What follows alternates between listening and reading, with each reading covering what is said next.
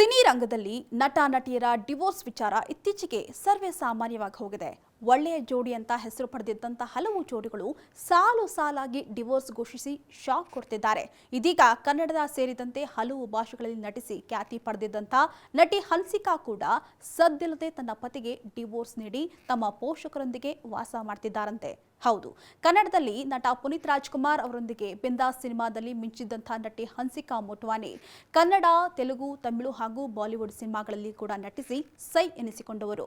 ಇನ್ನು ಈಕೆ ತನ್ನ ಪ್ರಾಣ ಸ್ನೇಹಿತೆಯ ಗಂಡನನ್ನೇ ಪಟಾಯಿಸಿ 2022ರ ಡಿಸೆಂಬರ್ 4ರಂದು ಜೈಪುರದ ಮಾಂಡೋಟಾ ಕೋಟೆಯಲ್ಲಿ ಹನ್ಸಿಕಾ ಹಾಗೂ ಸುಹೇಲ್ ಅವರನ್ನ ಅದ್ದೂರಿಯಾಗಿ ಮದುವೆಯಾಗಿದ್ರು. ಇನ್ನು ಮದುವೆಯ ನಂತರ ಆರಂಭದಲ್ಲಿ ಸುಹೇಲ್ ಕುಟುಂಬದ ಜೊತೆ ಒಟ್ಟಾಗಿ ವಾಸಿಸ್ತಾ ಇದ್ರು.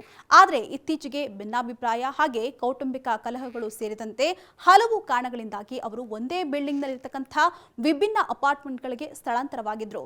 ಇದೇ ವೇಳೆ ದಂಪತಿ ಇಬ್ಬರು ಪ್ರತ್ಯೇಕವಾಗಿದ್ದಾರೆ ಎಂಬಂತ ಸುದ್ದಿ ಹರಿದಾಡಿದ್ವು. ಅಲ್ಲದೆ ಇತ್ತೀಚೆಗೆ ಹನ್ಸಿಕಾ ವಿರುದ್ಧ ತಮ್ಮ ತವರು ಮನೆ ಕಡೆಯಿಂದ ಕುಟುಂಬ ಸಂಬಂಧ ಗಂಭೀರ ದೌರ್ಜನ್ಯ ಆರೋಪಗಳು ಕೂಡ ಕೇಳಿಬಂದಿತ್ತು. ಈ ಸಂಬಂಧ ಎಫ್ಐಆರ್ ಕೂಡ ದಾಖಲಾಗಿತ್ತು. ಇನ್ನು ಇಷ್ಟು ದಿನ ಸೋಷಿಯಲ್ ಮೀಡಿಯಾದಲ್ಲಿ ಹನ್ಸಿಕಾ ಹಾಗೆ ಸುಹೇಲ್ ಸದಾ ಪೋಸ್ಟ್ಗಳನ್ನ ಹಂಚಿಕೊಳ್ತಾ ಇದ್ರು.